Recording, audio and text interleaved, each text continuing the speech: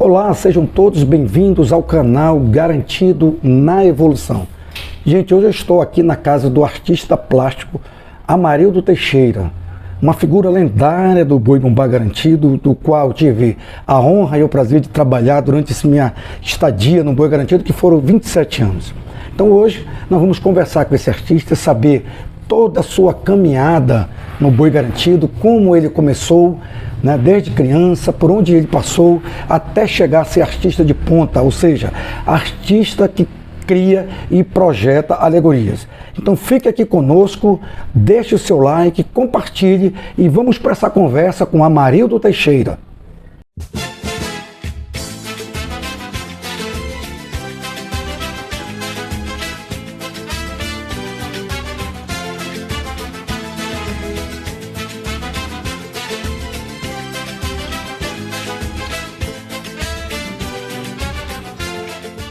Eu estou aqui com o Amarildo Teixeira, artista de ponta do Boi Garantido, que eu tive a honra de trabalhar por muitos anos. E eu vim aqui na sua casa conversar, uma conversa para o canal Garantido na Evolução, Amarildo, que é um canal que vai ter o objetivo de falar sobre o processo evolutivo do Garantido a partir do Bumbódromo. Entretanto, antes do Bumbódromo, nós temos que falar alguma coisa do que aconteceu lá atrás até nós chegarmos no Bumbódromo. Bom dia, Amarildo, tudo bem com você, meu amigo? Bom dia, Alexandre. Vamos ver, eu sou o Amarildo Teixeira, né? Amarildo Machado Teixeira. Eu sou filho de Valdemir e Aposento Teixeira, vulgo Vavazinho. Vavazinho. E sou filho de Cláudia Machado Teixeira. É isso aí. Eu comecei no boi desde criança, eu acho. Já admirava. Na época o boi saía na rua, eu já gostava de sair na rua atrás do boi. Depois brincava em casa sair na rua, sem compromisso. E quando fiquei mais jovem, 12, 13, 14 anos, comecei a brincar de índio. De índio. Era o que te fazia, uma brincadinha de boi. Então naquela época eu tinha uma dificuldade, porque o Garantido usava calça branca e o Caprichoso calça azul. E o uniforme escolar era calça azul. Azul. Então era mais fácil, né? Brincar de azul. Mas, como eu sou filho do Vavazinho, o meu pai já era, quando eu conheci, ele já era compositor do Garantido. Ele foi dos pioneiros a brincar boi, a fazer toada, né? Mas na época dele não tinha um negócio de gravação, de CD, de rádio, nada. Eles gravavam na mente mesmo, né? Cantava e gravava. Escrevia. E naquela época já tinha o cara que fazia só a poesia, escrevia e tinha um cantador, né? Tinha um que fazia poesia e o outro cantava, o cantador. Tinha o cantador, né? E tinha o que fazia a poesia. Mas tinha o que realmente, como você faz, canta, faz tudo, né? É. Mas foi mais ou menos em 82 que o Zezinho Faria, na época, mas não tinha ainda presidente, mas ele já comandava o boi. Ele já levantava o boi, organizava o pessoal. E me convidou, eu era garoto, devia ter uns 16, 17 anos, ele me convidou para fazer o batismo do boi. E na época não tinha, o boi não era organizado assim. A gente alugava um galpão, fazia a nossa casa, o boi entrava com material e a gente entrava com trabalho, né? Como eu tinha vontade eu tinha aquela vontade de sair de índio, mas já havia aquele questionamento sobre a fantasia do nosso índio. Uhum. Disse, o nosso índio não era americano. Geralmente o índio na época que eu comecei era uma pena, era um tonto, referência da televisão, e uma calça. Era uma calça e uma pena. É como se fosse uma paja, um ciúcio na vaga. Na época, né? É. Então quando eu comecei, eu tive que me adaptar a estudar, a ler livro, tudo de ver. Foi aí que eu convidei com meu primo, né, na época ele estudava em Manaus. E nós escolhemos fazer uma tribo. Esse teu primo que fala é o Ito. É, o Ito. Ito Teixeira. E aí o Zezinho veio, primeiro veio o Zezinho, né? Depois que eu convidei o Ito. Aí ele cedeu a casa, como ele estudava em Manaus, e eu tinha acabado de recém-formado, né? E resolvi fazer uma tribo, né, para sair no boi. Nessa época o boi se apresentava no estádio, Tupi-Catanese. Não tinha bombódromo, né? Eu brincava no bombódromo, que era o tablado. Era o tablado, né? É. E foi lá que eu comecei, fizemos uma tribo junto, né? A tribo dos Carajás. A primeira tribo, então, que vocês fizeram é chamada Carajás. É, Carajás. Já tinha toada para tribo ou na época não? Não tinha. Na época o Tony Medeiros estava iniciando também, adaptando a música dele, né? Que ele já cantava dentro tribo, dos Carajás, tribo dos Carajás. Aí vocês adaptaram para poder... Então isso dançava uca-uca mesmo, não tinha uma toada, né? No primeiro ano não tinha uca-uca. Dançávamos qualquer dança que se adaptava ao ritmo, né? Capoeira, danças normal, pulava um atrás do outro, enfim, mas sempre que até os filhos.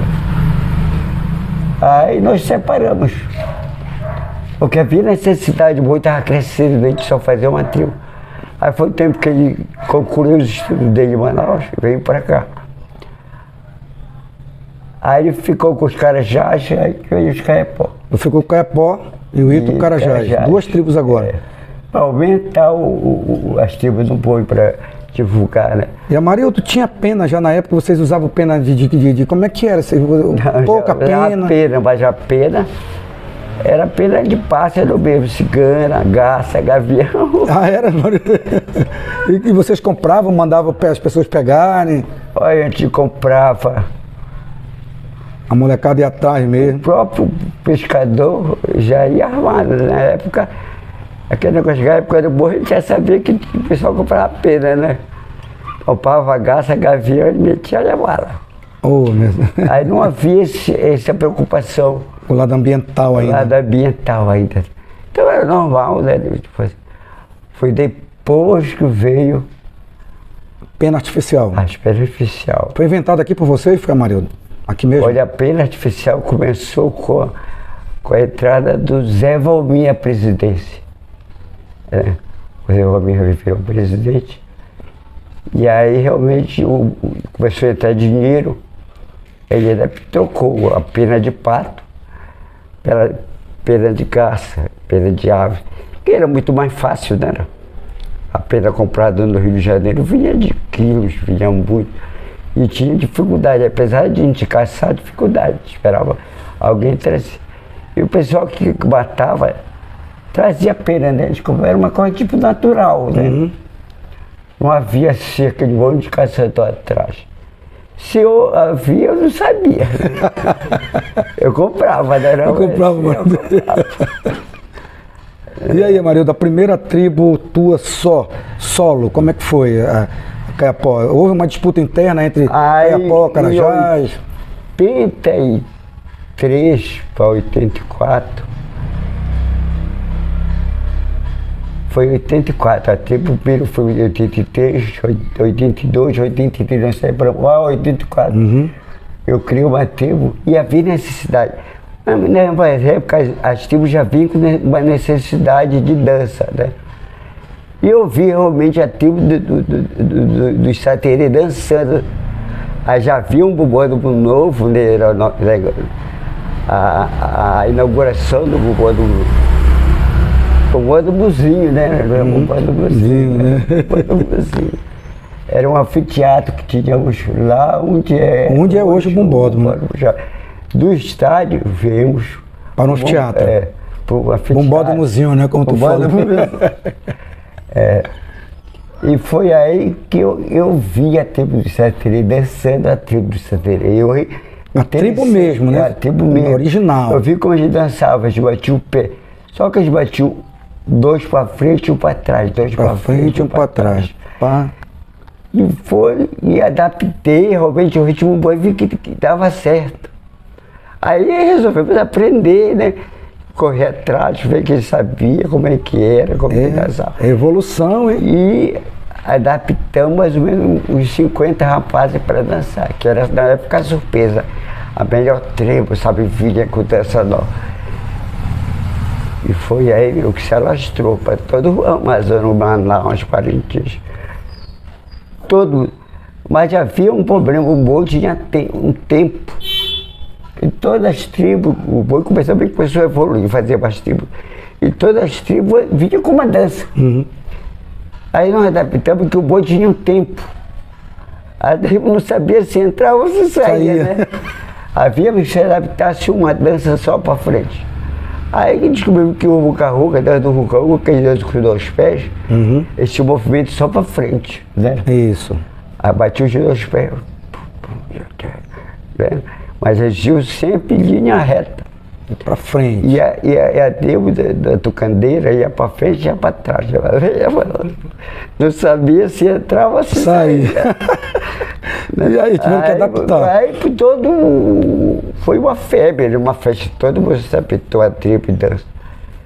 Foi um tempo que nós se adaptei, acho que foi uns 5 ou 6 anos. Foi de 82 a 87. Então até 87 tu ainda trabalhava com tribo ainda, né, Maria? Trabalhava com tribo. Quando foi 88... Inauguração do Bombódromo. 88, Aí eu não fiz tribo, eu fui fazer fantasia, capacete. Já pulou para capacete. Na época, além de você, quem que fazia? Você lembra? Não, na época eu me lembro o Ito também. O Fontinelli já trabalhava ou não? Já, os mas irmãos... o Fontinelli, só o Fontinelli. Só o Fontinelli. Eles são 3 irmãos que eu conheço que trabalham no boi. Mas o mais velho já trabalhava, já brincava também nas outras tribos, já vinha como fazendo fantasia com capacete, que na época era na cabeça, né? E eu, em 88, foi fazer capacete. Já tinha esse formato já, Maria, do capacete naquela época ou não? Olha, quando eu comecei, né? Eu comecei com ferro, acho que foi o ano que eu comecei, porque eu já exigia um capacete grande, a cabeça era, né? Adaptamos cabeça e ombro. Mas sabe como é que é Parintins, né? Eu corro quando chega, todo mundo tá de ferro. E foi uma evolução muito rápida, porque o ferro é o sucesso. É mais fácil de trabalhar, né? É mais fácil até na construção civil, até hoje, não vai nada sem ferro. Aí sim, eu comecei o capacete. Depois, já foi em 90, o Zé Rubem veio como presidente e assim adaptamos a diretoria, né? Mas havia uma necessidade nas alegorias. As alegorias só tinha o Jair e o Vandir. Só os dois. A precisar de mais artistas, né? Aí que tem que fazer, né? Vamos ter que fazer alegoria, comandar alegoria e tribo. Mas mesmo quando a gente fazia a tribo, a gente fazia ritual. Aí juntamos alegoria e tribo ritual, né? Na realidade, vocês foram os precursores, os criadores dos rituais, né? Foi assim que surgiu. Né? A tribo, a gente já fazia um ritual pequeno. Aí quando começamos a fazer alegoria, adaptamos tribo e alegoria. Ritual, né? Entendi. Então, na realidade, a tribo, ela dava suporte, por exemplo, à entrada do pajé e ali vocês faziam aquele ritual. A tribo já tinha o pajé. Né? Já tinha o pajé, já vinha com ele. Não tinha os carros alegóricos. Não tinha carro, mas tinha um pajé e a tribo. E aquilo ali você fazia um ritual com fumaça, fogo, né? Aí fomos dando dimensão, fomos aumentando a dimensão. Alegoria, aumentando o ritual. Foi, eu acho que em 97, quando começou a fazer diferença, do contrário, né? Veio com a proposta realmente de transformar o ritual em item. Não era item, no caso, né? Era só a aparição do pajé e... Né? Era só tribo masculina, tribo feminina. Aí a gente fazia um ritual para agradecer. Para agradecer a apresentação. A apresentação. Aí o cabeçouro não fazia, aí vieram com a proposta, né? Foi a época que surgiu. Descobrimos que Pai Francisco Baicatinho era item. Mas não tinha despesa e o trabalho que uma alegoria faz. Aí entramos em conversação, aí fizemos como faz no Rio, tem as baianas, mas elas não concorrem, elas entram, né? Sim. Mas tem que ter, se não tiver, perde ponto. É punido. Então, nós tivemos essa mesma ideia de ter o Pai Francisco Catira para manter a história do boi, o alto, né? Uhum. Mas tiramos o ponto, né? Por causa da despesa, era muito fácil pegar na época, o Pai Francisco Catira era uma espingarda e uma roupa velha, né? Indumentário é muito barato, né? Era muito barato para concorrer com a alegoria, deu o mesmo peso, como se diz, né? Você vê hoje uma pena da Cunhaporanga é $30, $20, né? Uma pena, né? Uma pena. E a Maria, da tua transição para alegoria, como é que foi? Tu foi convidado para começar a desenvolver a tua primeira alegoria? Olha, veja bem, a necessidade, depois que o ritual virou isso, houve necessidade de fazer 3 rituais. Um por cada noite? Aí já era outra coisa, já era item. Era item agora, aí né? O Ito passou a fazer ritual, eu e o Cansação. Você, o Ito e o Cansação, os 3. Um para cada noite. Um para cada noite. E tu lembras da tua primeira alegoria, Maria? Porque os primeiros rituais eu vou fazer junto com ele. Junto com ele. E era tipo assim, comandava as tribos, rituais. Fazia todo o boi todo, né? Todo, o boi todo. Por isso que diziam que te mandava no boi, né? Porque na época era o que tinha, né? Era o que tinha, era nós que. Se tu não fizesse, quem ia fazer? Não tinha ninguém. Quer dizer, não tinha escola. Era o início. Alguém tinha que criar, né? Dizem que na vida nada se cria, tudo se copia, mas alguém tem que, né? É início. E quando tu ficaste só, e agora eu sou artista de ponta, vou fazer uma alegoria, qual foi o impacto assim para ti, Maria? A adaptação, porque saí de uma tribo, mesmo passando por um momento de trabalhar com o Ito junto, mas agora eu estou só, agora eu vou desenvolver a minha alegoria. Eu não senti o impacto. Não? Eu já estava preparado. Eu já tinha me envolvido, eu já estava com vários anos de tribo, de comandar, de fazer alegoria, já sabia. Isso foi realmente o primeiro ritual. Primeira estrutura de ritual, mesmo não sendo ele. Que tinha que construir, né? Saber, na época não era ferro, era madeira. Era manga. Não era soldador, era carpinteiro. Aí, rodando de cada pé, rodando de sempre trabalhava com rodando. Mas tinha que ser no prego, não era na solda. E era mais fácil de saquear, né? De ser roubada, né? Aí depois foi assim. Aí foi evoluindo muito rápido. Sim. Quando veio o advento do contrato com a Coca-Cola, né?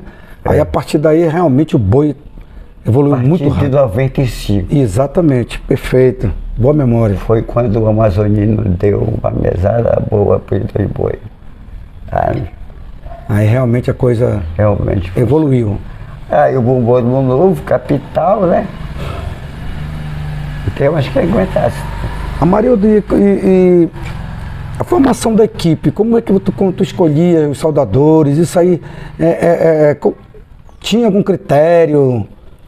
Olha, escultor? Olha, o soldador de ponto surgiu com Jair Mendes. Ele criou uma lança e fez uma sereia. Uma sereia do que saía todo ano. Aí fez a lança, né? Aí precisou descobrir que para trabalhar com estrutura pesada aqui, tem o serralheiro, tem o soldador, tem vários tipos de soldador, tem o de balsa, né? Então tinha que trabalhar com o serralheiro, que fosse serralheiro, um soldador que fosse serralheiro, que entendesse de estrutura e de torno, né? Torno que faz as peças que monta. Aí dá onde o nome de soldador de ponta. É o que faz as coisas, fazer as coisas. Porque às vezes soldar é fácil, né? Só pegar a máquina, derreter o eletrônico. Agora soldar, como soldar. Aí descobrimos que por exemplo, no meu caso, eu descobri que havia torneiros, trabalhavam com solda. Aí descobriu que o soldador de ponto tinha que ser o serralheiro, né?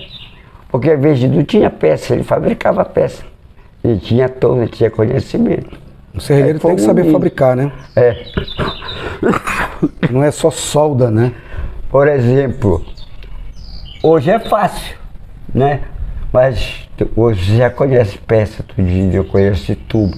Aos poucos do trabalho você conhece. Você vai conhecendo, né? Vai aprendendo. Tubo, aí tem 0.90, 0.2, 9.2, 2.0, 2.0. Quer dizer, as paredes, né? Por exemplo, pode fazer de um tubo, mas se ele for 2 polegadas, 2.9.0 é fino, ele vai quebrar. Aí tinha que pegar o 2.0, né? Aí tu vai ver que o tubo, os caras vendem no peso, não é o tubo, né? Aquele 2 polegadas 2.0, é o que de 2, o cara pode te enganar. Ele vende um da mesma grossura, mas chamamos de parede fina. É parede fina. Amarildo, assim, o teu trabalho que mais que você... Caramba, esse aqui foi o meu trabalho. Eu tenho um na minha mente, eu não vou te dizer agora, depois eu vou te falar o que eu penso, mas eu queria que tu falasse assim, não, esse trabalho que eu fui no Garantido foi o trabalho que realmente foi... Bora ver se vai ser o mesmo que eu vou falar depois pra você. Mas dependendo, eu fiz muito trabalho. Ritual. Ritual, primeira vez que eu fiz ritual sozinho, eu fiz o ritual da Tucandeira, era Paraponera. Paraponera. Mas o que eu gostei mesmo que eu fiz foi o da Arara Vermelha. Arara Vermelha. E o que eu mais gostei, que até eu falei hoje, inclusive por Escalo, que está aqui atrás das câmeras com a gente, que eu nunca esqueço, que inclusive uma atuada belíssima, foi do Ritual Bororo. Né? Lembra? Nem me lembro, eu fiz do Ritual Bororo. Fizeste o Ritual Bororo, aquele esqueleto imenso, né, que nós... O projeto do Bororo, ele levantava, mas precisávamos do hidráulico, né, que fizesse levantar. Na época era muito caro o aluguel, não teve coisa. Mas ele levantou um pouquinho ainda, né, Maria? Nós fizemos ele ficou... Isso, mas foi. Ele levantava. Ele ia ficar em pé. Ficou em pé. Caramba!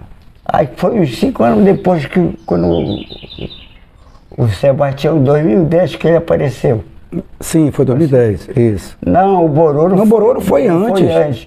Mas o Sebastião foi em 2010, né? Sim. Ele veio nesse de coisa, era esse que eu queria. É esse que tu queria, esse hidráulico, né? Aí levantou, bateu, era para levantar a caveira, né? Ela levantava, ela chegava a 15, 20 metros, né? Era grande. Enorme. Só ela levantando assim, ele tinha 10 metros. E as pernas eram muito maiores, né? As pernas, né? Mas para ti, no caso, foi as Arara Vermelha realmente foi um ritual fantástico. A gente fazia ritual e fazia lenda. A alegoria era similar, a diferença é que no Garantido o dinheiro habitava a lenda para Cunhaporanga e o ritual para o pajé. Mas às vezes vice-versa, depende muito do Mas vocês arbitravam dessa forma, hein? A gente usava muito a Cunhaporanga, veio na lenda. Vem na lenda. E o pajé veio no ritual. Porque geralmente a lenda a gente trazia as Amazonas, rainha das Amazonas, né? A gente fazia buscar uma lenda amazônica feminina, né? Por exemplo, as femininas, negócio de cunhã, que a gente colocar a rainha Amazonas, muitas vezes, repetia. E o pajé era mais fácil. O pajé trabalhava mais com fogo, mais com misticismo, né? Mais com guerra. Então, na realidade, os rituais, eles foram começando a se adaptar também à questão, ficando mais próximo do pajé, né? Como tu está falando aí, né? Então, você percebe que hoje o ritual, ele encaixa muito bem com o pajé, né? Encaixa, não? Quase de todos. Né? Impressionante mesmo. Marido, antes de falar em Cunhaporanga, não existia Cunhaporanga, não era? O termo não era isso? Não, o termo era... Era Miss? Miss. E aí vocês mudaram, como foi isso? Não, porque a missa era uma missa mesmo. Como beleza mesmo. Na época era um maiô e um manto e uma coroa, Uma coroa. E o cetro, era a missa. A rainha, né?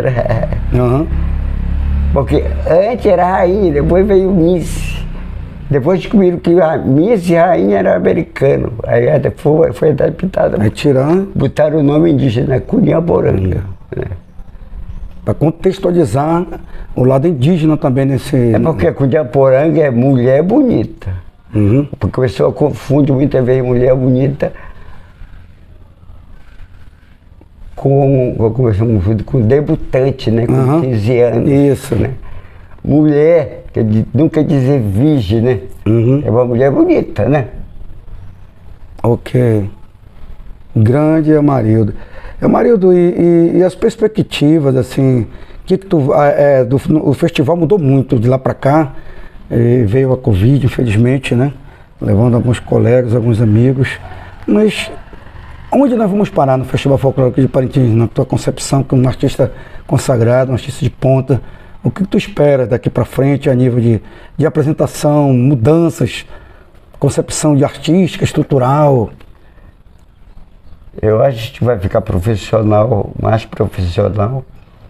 O boi vai ganhar o mundo, tá entendendo? Vai ser uma coisa mesmo que só para gringo. Né? O boi então vai ser só realmente para quem tem recurso. É, né? E vai ser uma festa feita pelo povo, mas não para o povo mais. Né? E até então o boi pede isso, ele pede recurso, gasta muito caro. Eu acho que é mais caro do que a gente pensa. Às vezes você veja um boi de 1 milhão, 2 milhões, é muito pouco. Porque a gente, lá quando a gente está fazendo, a gente trabalha com material caro, ferro é caro, isopor é caro, mão de obra é caro. Tinta, mão de obra. É caro. É. Tudo é caro, transporte é caro, né? E a gente trabalha muito. Quer dizer, às vezes, o Ministério do Trabalho, ele acha que tem que trabalhar 8 horas, só que não dá. Tu precisa passar um pouco mais. Precisa almoçar, precisa trabalhar de noite. Não é porque, tem que dar 8 horas, porque você tem que aprontar, não dá tempo. É pouco tempo. Das uma hora da tarde é muito quente, tem que ser 1h30, 2. Quando tu pega, pica das 6 a 8 horas, né? E à noite é muito mais agradável. Por exemplo, a parte de cola, de tinta, à noite é muito mais fácil. Né? Mas hoje, por exemplo, todo mundo que trabalha tem família, né? Outros não tem. Amarildo, quando eu entrei no Boi Garantido em 91, eu fui começando a conhecer as pessoas aos poucos, vocês e tudo. E me envolvi cada vez mais, era linha de frente na época, né, ainda. Uhum. E quando foi em 96, praticamente foi o ano que o Zé Valmir retornou como presidente do Boi Garantido, eu estava praticamente à frente daquela questão de transportar, ajudar os artistas, porque antigamente eram os artistas que levavam os seus trabalhos alegóricos para a concentração. E com o povo, com a ajuda de um, de outro, a gente empurrava. E o Ito me chamou uma vez lá, aqui na Cidade Grande, e falou: por que tu não assume isso? E eu me assustei com aquela proposta dele. Porque aqui, eu estava no meio, primeiro, não sou parintinense, estava com 6 anos apenas aqui, 5 anos, 6 anos no meu garantido. E tomar uma responsabilidade de transportar alegoria, que são obras de arte, na minha opinião, ninguém empurra alegoria, você transporta obra de arte. E nós não tínhamos naquela época. Foi o Zé Valmir que começou com isso, Caçauré. Era voluntário, não era pago, não era nada. Mas quando o Zé Valmir falou, disse assim: meu filho, contrate 30 homens, veja quanto é que sai, que eu vou bancar 30 homens para ajudar a transportar o boi. E a partir daí, Amarildo, foi quando começou a surgir realmente o trabalho de concentração para ajudar vocês a transportar as alegorias até a nossa concentração. Porque eu vi na época a alegoria era pequena. Exato. Vai ver que essa cidade agora cresceu. São tem 14, 18 módulos grandes, altos e muito. Muito, né, cara? Era um trabalho. Eu acho que não tem pouca gente por aí. Ainda é, né, Marido? Tu sabe disso. Né? Porque o sol, o tempo gasta, né? É terrível. E para nós aqui, tem que viajar uns 2 quilômetros de empurra, cansa, bebe água. Bebe água. E o quebra rodando. O ser humano, Né? O ser humano é difícil. É difícil, né? Ele quebra Quer comer, quer beber, mexe, te engana, diz que está com dor de cabeça, com dor de barriga, com fome. Não é fácil administrar essa logística. Né? Não é fácil, tanto para o artista quanto para a gente que na época coordenava esse trabalho, né? Amarildo, eu estou muito feliz de ter vindo aqui conversar contigo. É um registro, não vai terminar agora. Nós vamos ainda conversar muitas vezes. Eu quero trazer aqui o Luizinho e a minha equipe de concentração também para conversar com você. É apenas o primeiro registro desse trabalho, que é um registro histórico, né? Ninguém poderia deixar jamais de vir conversar com esse artista de muita importância para o Boi Garantido. E eu deixo aqui, Amarildo, as tuas considerações finais para o nosso telespectador. O que você quiser falar, o que você quiser dizer, fique à vontade. Eu tenho problema de saúde, né? Então eu estou afastado do boi. Não é porque eu quero, porque eu não consigo mais, eu acho. Mas estou torcendo pelo nosso boi. E uma geração sucede a outra. Esses que estão aí vão ser melhor. O boi vai crescer, a torcida vai crescer. Eu lembro quando era criança, 10 anos atrás do boi. Hoje continua, agora já é mais gente. Eu vi a Alvorada Garantido, antes era um carro, os batuqueiros, e dava uma voz na cidade de madrugada. Hoje é uma multidão, né? E não tinha triciclo, agora é triciclo a gente cantando. Isso não vai passar não, isso vai aumentar. Não sei até quando mais a tendência. E olha, o boi, eu sou da turma que acredita em crescer para frente, de mudança. Como as quadrilhas agora de Paraty fizeram.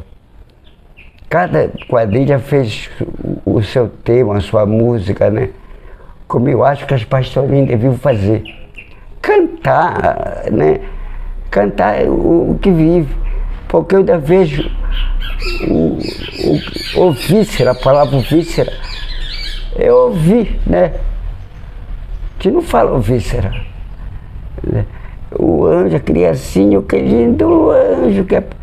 Anjo, hoje sabe, não é uma criancinha, não. Era um ser que protegia, celestial, poderoso, né? Com espada flamejante, imortal. Aí, quer dizer, tem que tirar. Se quiser evoluir, tem que mudar. Começar pelas músicas, né? Perfeito. Obrigado, Amarildo. Gente, vamos voltar ainda, em breve, com Amarildo Teixeira. Grande abraço e até lá.